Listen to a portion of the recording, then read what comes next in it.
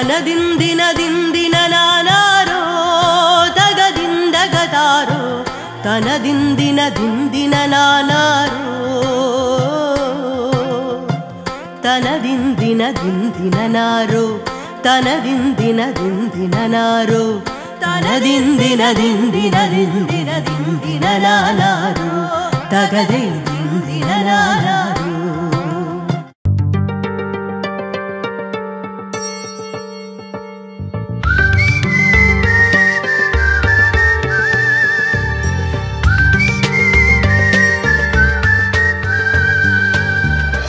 പിരിയുമോ പ്രണയമേ അകലുമോ നീ തിങ്കളേ വിരഹമായി സന്ധ്യയായി മറയുമോ മോഹമേ. പിരിയുമോ പ്രണയമേ അകലുമോ നീ തിങ്കളേ തിങ്കളേ.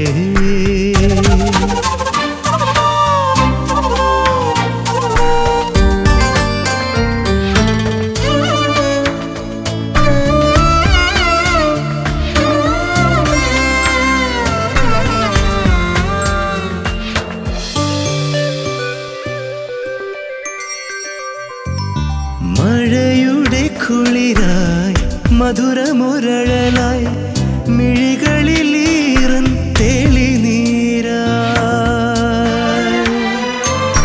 മഴയുടെ കുളിരായി മധുരമുരളലായി മിഴികളിലീറൻ തെളിനീരായി. നിലവിൽ നീയൊരു നൊമ്പരപ്പൂവ് അറിയാതെ അറിയാതെ അകലുകയോ വിരഹമായി സന്ധ്യയായി മറയുമോ മോഹമേ. പിരിയുമോ പ്രണയമേ അകലുമോ നീ തിങ്കളേ.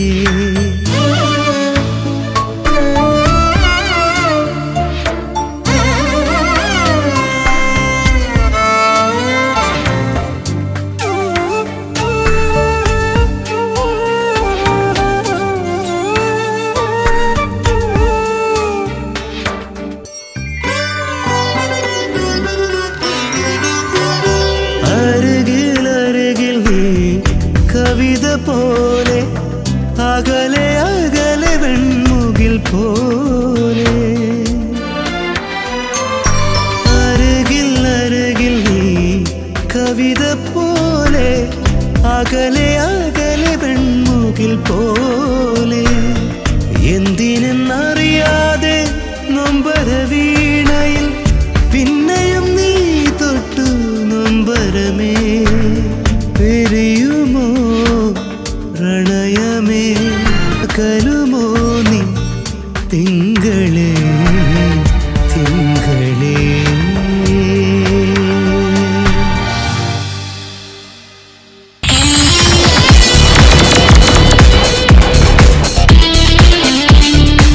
ഒരു പ്രണയഗാനത്തിന്റെ സുഖത്തോടു കൂടി ആരംഭിക്കുന്ന സായം സന്ധ്യയിൽ നിങ്ങൾക്ക് എല്ലാവർക്കും സ്വാഗതം. വലിയൊരു വിജയത്തിന്റെ വലിയൊരു ആഘോഷത്തിന്റെ ഒരു ധന്യതയുടെ മുഹൂർത്തത്തിലാണ് നമ്മളിവിടെ നിൽക്കുന്നത്. കാരണം ഈ അടുത്ത നാൾ വരെ സീരിയൽ എന്ന് പറയുന്നത് കേരള മനസ്സുകളുടെ കേരളത്തിലെ പ്രേക്ഷകരുടെ ഒരു ദൈനംദിന സ്വഭാവമായിരുന്നു. അതുകൊണ്ട് തന്നെ അതൊരു വലിയ തൊഴിൽ രംഗമായി ഒരു വ്യവസായ മേഖലയായി ഒരുപാട് കുടുംബങ്ങളുടെ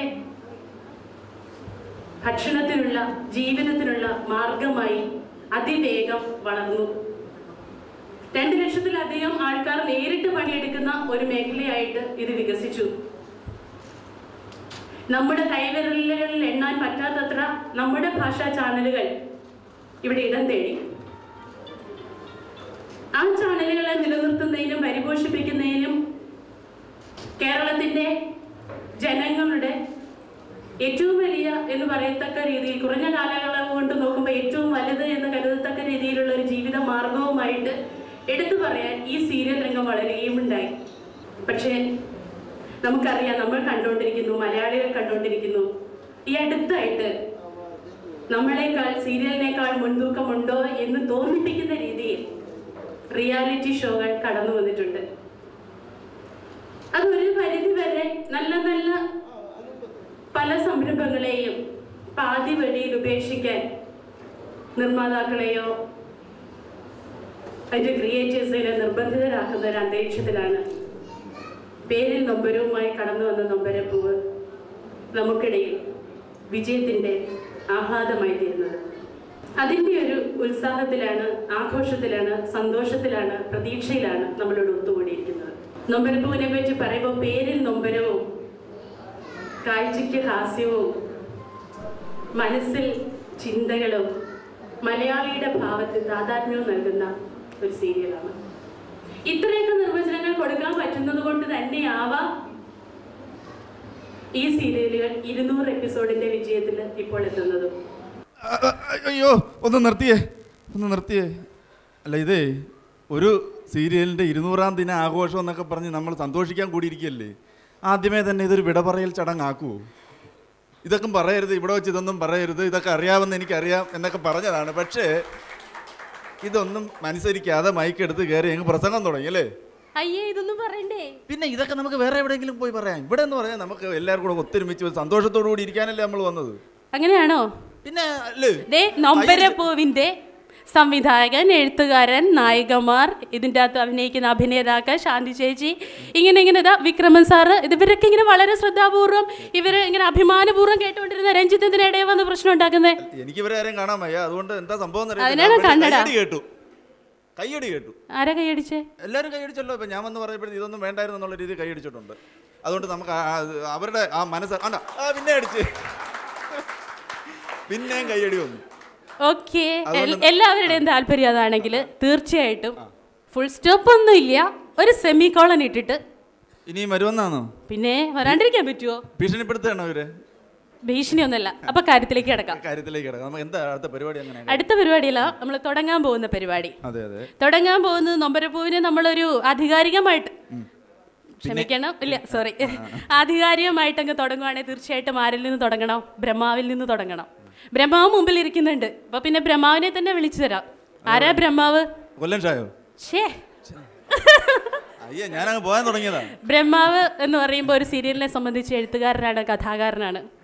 ശ്രീ ബിജു വട്ടപ്പാറ സന്നിധനായിട്ടുണ്ട്.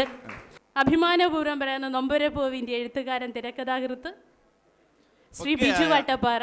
പക്ഷെ ഇതൊക്കെ പറഞ്ഞെന്ന് വിചാരിച്ചിട്ട് അടുത്ത സീരിയൽ വേഷം കിട്ടുമെന്ന് വിചാരിക്കേണ്ട. ശ്രീ ബിജു വട്ടപ്പാറയെ സസ്നേഹം സാദരം ക്ഷണിച്ചുകൊള്ളുന്നു. സ്വാഗത പ്രസംഗത്തിന്.